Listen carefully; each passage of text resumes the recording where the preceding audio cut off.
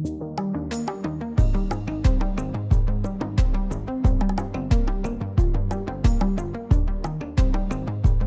is the Worldly Wellbeing podcast. I'm Holly. And I'm Luke.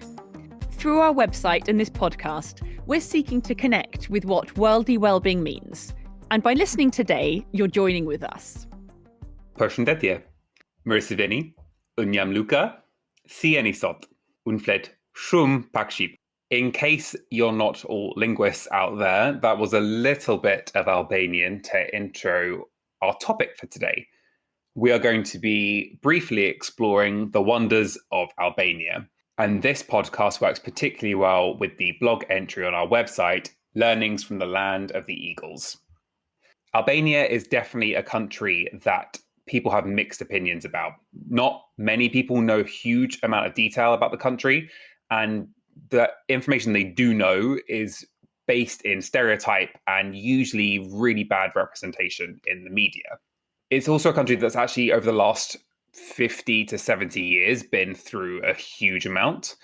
It all really began just after the Second World War. The Communist Party came to power in Albania and was fronted by who later became known as Judgy, which means uncle, Enver Hoxha. He was the dictator there for the rest of his life, and for nearly 50 years, Albania was under the grips of a really extremist communist regime. Since then, Albania has struggled again. Communism fell in Eastern Europe towards the end of the 1980s and early 1990s.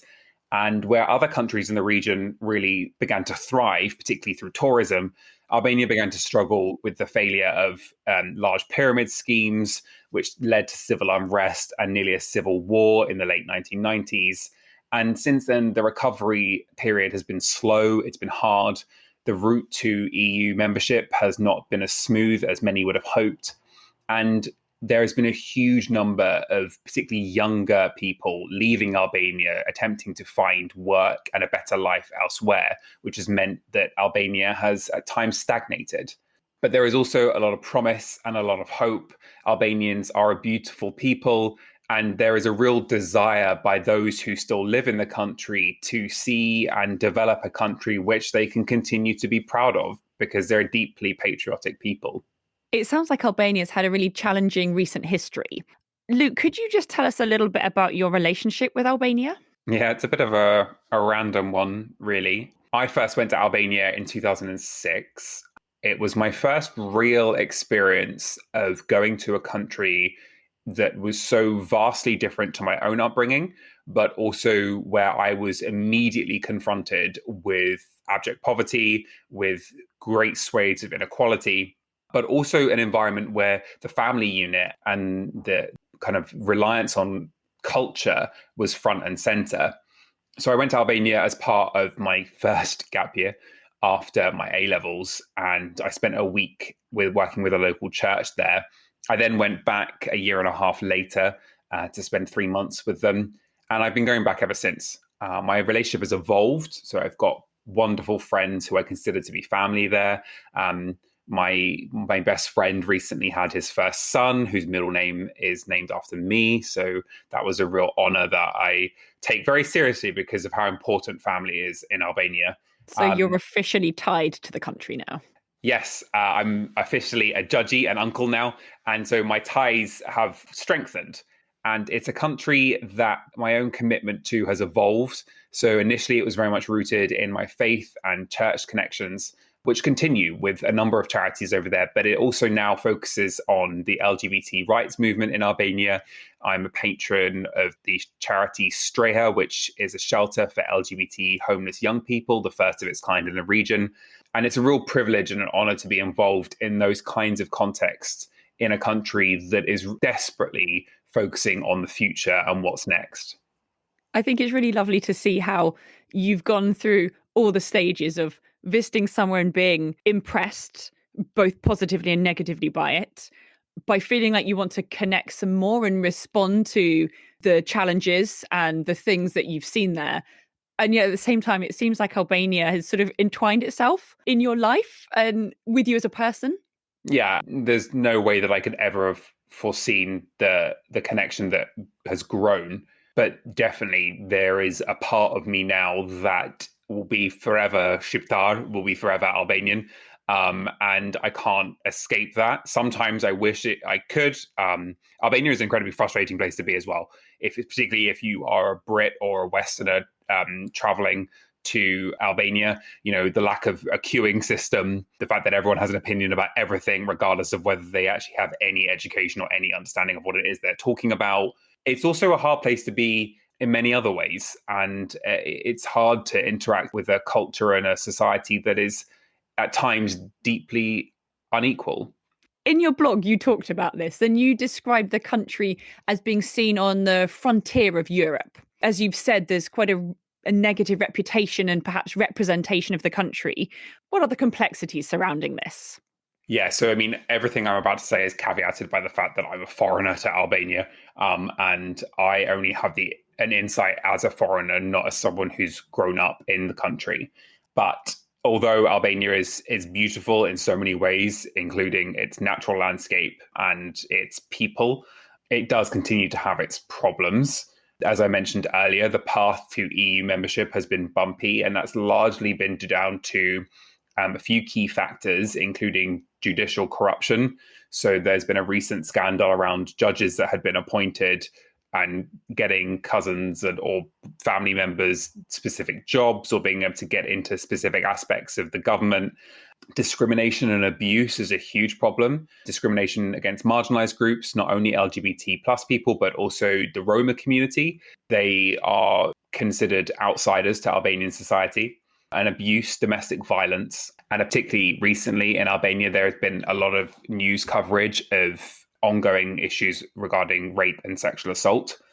There's also a huge discrepancy in equality of wealth and wealth distribution. So there are aspects of the capital city that feel like any other cosmopolitan city in Europe, but you go 2 miles down the road or even a mile down the road and you're confronted by a Roma gypsy camp, or you go and meet a young Albanian family who have to work 3 or 4 jobs to be able to just afford the basics in life. These aren't unique to Albania, but they are particularly problematic. So I've been to Albania a couple of times with you as well. And I always remember what seemed quite bizarre that we walked down one street where it was all fully paved and it looked like, as you say, quite a European street. And then the other end of the street was fallen apart and hadn't been constructed at all. So clearly we can see there's a lot of complexities in Albania. But as a visitor, how can we go to a country like Albania? How can we contribute positively? How could we engage? How can we balance all the aspects of a country like this? Yeah, I mean, that's the $1 million question I think that we have whenever we travel to countries that we can visibly see these discrepancies in equality and the vastness of inequality. I think Albania is particularly difficult for many visitors because it's in Europe. It's a 3-hour flight from London, and it's hard to be present and physically see those great issues of inequality. But I would also say that we have all these problems in the UK. Corruption, abuse, sexual assault, inequality for marginalized groups. None of these only exist in Albania. They're just perhaps slightly more visible and to the surface. But in terms of how we can respond, I would say that the best way is to go with an open heart and an open mind. So not to go with any kind of preloaded judgments. I think a lot of people think about Albania and they think of the film Taken, where the bad guys are Albanian. And I think it's best to go in with as much of an open mind as possible. And when you're there, to do all that you can to interact with all aspects of what it means to live in Albania. So yes, go and be a tourist. Go and soak up the sun on those amazing beaches. Go and eat the food that I think is probably some of the best food in Europe, if not the world. Go and visit the mountains in Theth and around the Valbona National Park and really embrace having a 10 a.m. raki with a Turkish coffee, as we talk about in our welcome blog on the Worldly Wellbeing website. Go all in and experience all of those tourist kind of aspects, but also don't shy away from learning about some of the hard stuff. Talk to locals, talk to journalists. Albanians are very open. Again, there's this stereotype and this stigma around Albanians that they look quite stern and they're going to be quite mean. It could not be further from the truth. They have a culture of hospitality and openness that I don't think I've met anywhere else. You can try to pay for your coffee when out with Albanian friends, but only if you're willing to argue for it for about an hour, because this desire to be the good host, to be the good friend, to do all they can for someone else is so ingrained in Albanian culture. It's a really lovely thing. And I suppose, as we've said before, travel to a country isn't just about the monuments or the nature. It's so much about the people and the connections.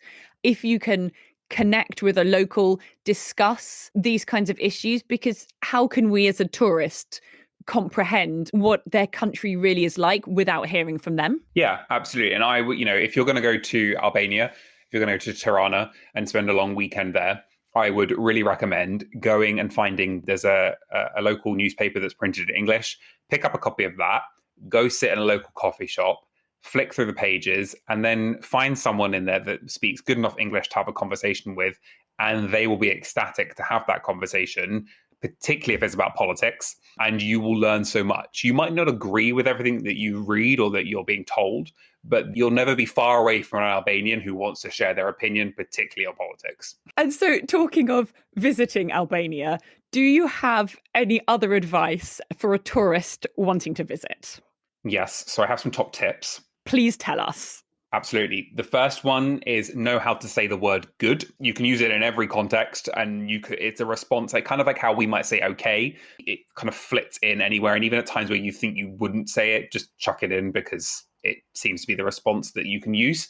The word for good is mir. It's spelled like the English word Maya, but pronounced mir. Use it for anything. Someone asks you how you are, mir. How's your family? Mir. How's work? Mir. How's your journey? Mir. It's fine. Let's just test it. So, mir.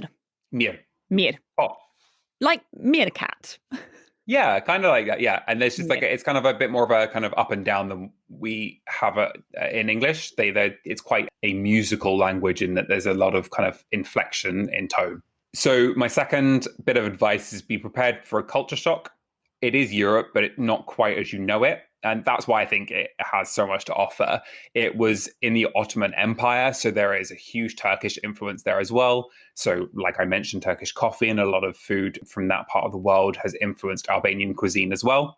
So there's this real East meets West, which is fantastic to experience, but it's not Paris. So don't go there expecting, a French countryside walk, because you're not going to get it. The third piece of advice is eat every type of burek that you can get your hands on. Burek is a national, it's a regional dish, but I'm biased and think the way the Albanians do it is the best. It's basically layers of flaky pastry filled with different types of vegetable, cheese. Sometimes there's meat in it. I still dream about those, because every time I've been to Albania, I have insisted that we have at least one a day. And for a tourist, it's a great meal to have as well on the go, because for the price of less than €1, you can get a burek, and it's filling, it's full of great flavors. My favorite is burek me cheese. Cheese is a type of cheese, as it sounds, which leads into my next point. Count how many types of cheese you come across in Albania. I thought Europeans generally had a good handle on different types of cheese. Albanians go to town. If you walk past a shop that sells cheese, diath is the generic word for cheese. There are mountains of it, and it's all different types. My favorite hard cheese is kachkaval, which you can get grilled. It's so good, and you have that at breakfast, at lunch, as a random snack if you walk past a grill that's making it. My mouth is watering thinking about all this. And to be honest, who doesn't love cheese? Cheese lovers should go. Yeah, if you love fantastic fresh food, particularly cheese, get yourself to Albania immediately. Which again, beautifully segues onto my final piece of advice, which is be prepared to go back, because you'll be hooked from the first visit. Thank you so much for sharing all of that with us, Luke. It was really fascinating to hear more about the history of Albania, a lot of things I didn't know myself, to hear about your personal experience and relationship with this country, and also to get some good travel advice. Skajdra, ska problem, no problem. You can learn more about and read more about Albania in my blog on the Worldly Wellbeing website, Learnings from the Land of the Eagles.